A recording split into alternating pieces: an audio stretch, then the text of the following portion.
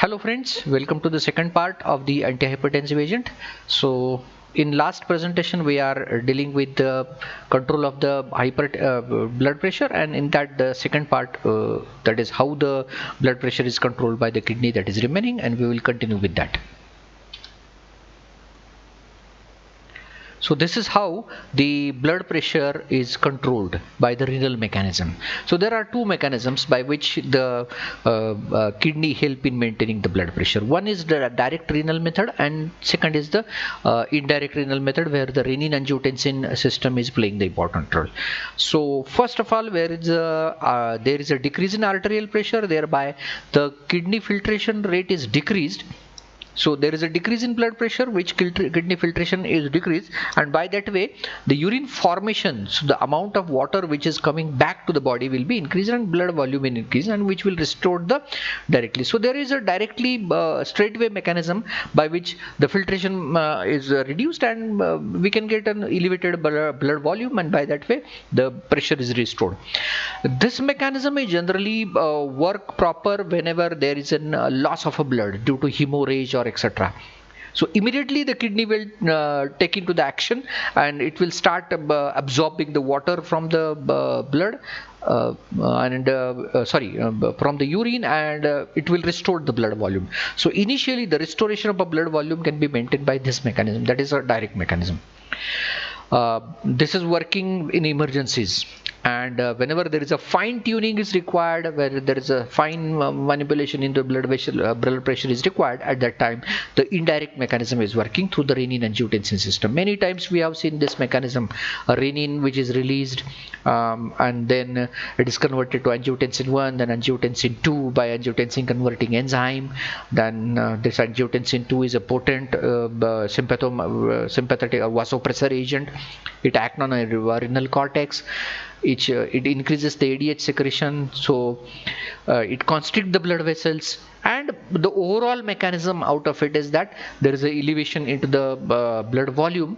Water intake will be elevated, the reabsorption of water is elevated, the sodium absorption will be elevated, and overall there is a restoration of a blood volume, and thereby the mean arterial blood pressure is increased.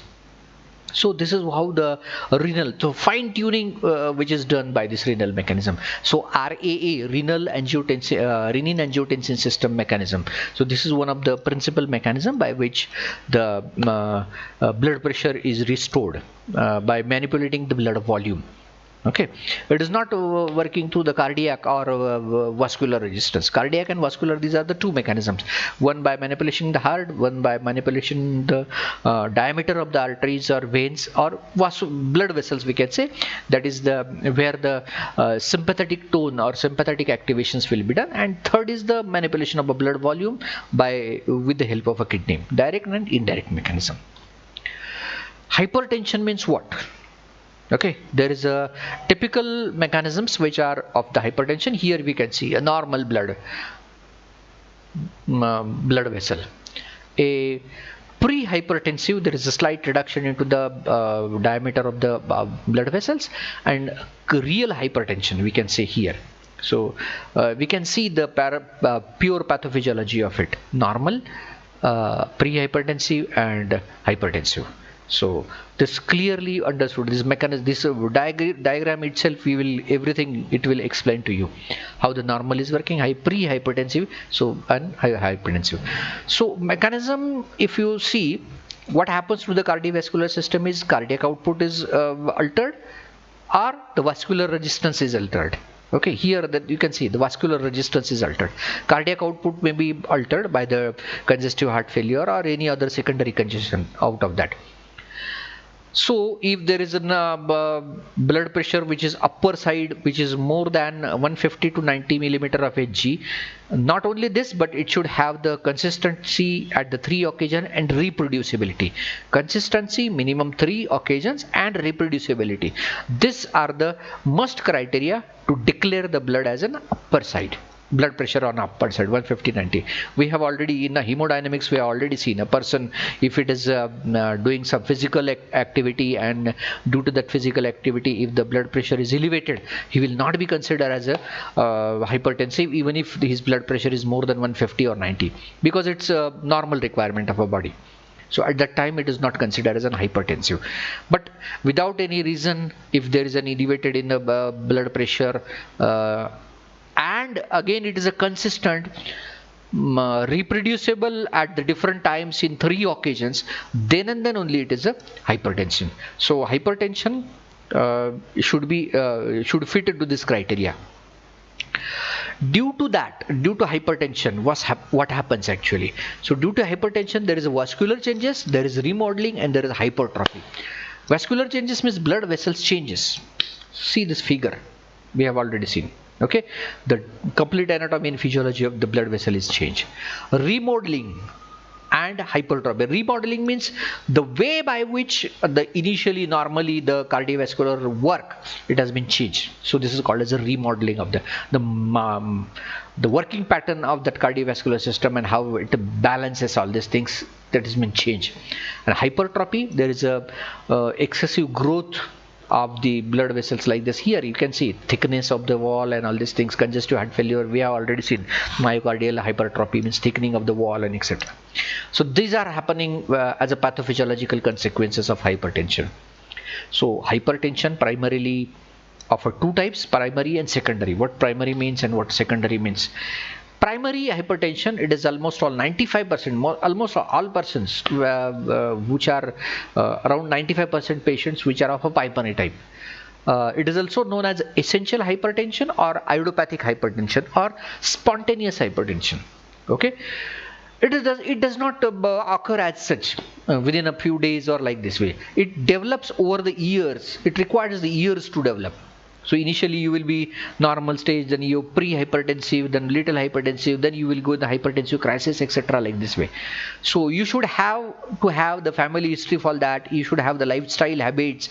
If there is something wrong in that, if your salt intake and obesity is high, if you are alcoholic and smoking, you are hyperlipidemic, lack of your work pattern is such that you lack the physical exercise. If you are an elder person along with that atherosclerosis, increased sympathetic tone or renin-angiotensin activity decreased or altered, then you are bound to happen with the hypertension. Or if you are having a long-term diabetic patient है आप बहुत दिनों से, then you are primarily hypertension. The principal difference between the primary hypertension and secondary hypertension. Primary hypertension where the cause of the disorder is not known. It requires many years. It does not happen that some illness occurs and you become hypertensive. That is secondary. You know the underlying cause, what the cause is. So if you are knowing that, it is a secondary one. So it is a spontaneously essential. It takes years, and there are multiple reasons. Possible causes are, these are the possible causes. Known reason is there. These are the possible. These causes always elevate the things. It does not mean that person who is hyperlipidemic or if taking alcohol will 101% will be hypertensive. It is not like that way. Or person which is diabetic will 100% be a hypertensive. No, it is not like that way. Okay, may happen. These are the aggravating conditions. These conditions aggravate the hypertension, and these are the possible causes of it. So where the underlying cause of the hypertension is not known and gradually develop essential spontaneous, then it is a primary hypertension.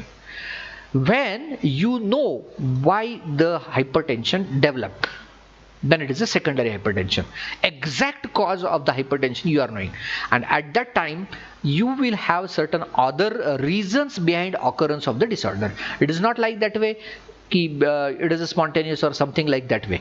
So you know what is the reason. There is a something disorder in the kidney, and therefore there is a excretion of water is hampered, and therefore there is a elevation in plasma volume, and therefore there is a hypertension. You know what is the cause behind this. So it is a hypertension.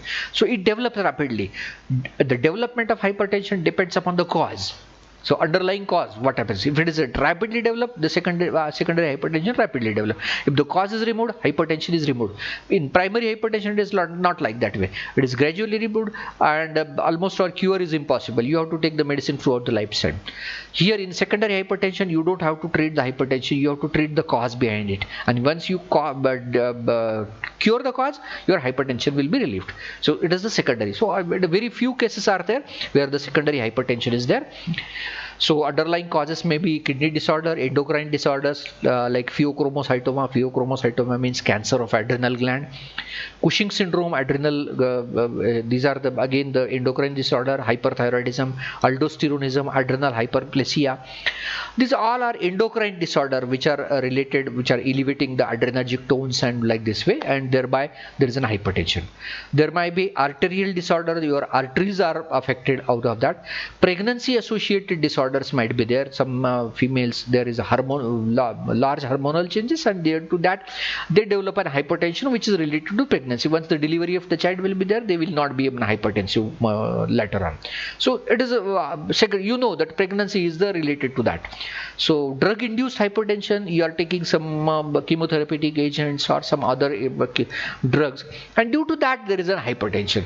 Once your treatment over, so the drug treatment is over, you will be out of that secondary hypertension. Sleep apnea, it is again the associated with, and medications and other drug, these are the reasons for which the secondary hypertension occurs. So this is the major difference between a primary hypertension and secondary hypertension. Primary hypertension, the cause is not known. Okay, the occurrence is it takes too long time to occur like this way. And secondary, you know the cause, and there is no disorder like hypertension. Hypertension is secondary to the cause. Then complications. What happens when there is a hypertension? Hypertension leads to this specifically. Okay, cardiac, if there is a myocardial infarctions, aneurysm, stroke, or vascular edema. Due to this hypertension, there is a continuous pressure on the system. There is a pressure on a blood vessel, there is a pressure on a heart, there is a pressure on CNS, there is a pressure on ophthalmic. So those part which are pressure sensitive and pressure regulated, they will be first hampered, and in that myocardium, it is one of the first. Stroke, vascular dilemma, CNS, where the pressure of that arteries or blood pressure or blood brain barrier, where the pressure is playing an important role. So if the hypertension is there, then there will be a change in a CNS status. The ocular pressure, it is one of the most important. So loss of vision may takes place. Renal, filtration, afferent and efferent. So filtration, it takes place due to the pressure difference.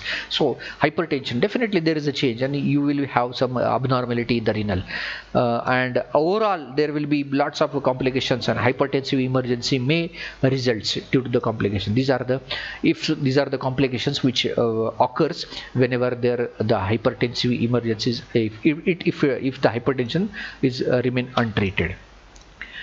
And to go for the treatment, these are the strategies for the hypertensive treatment strategy.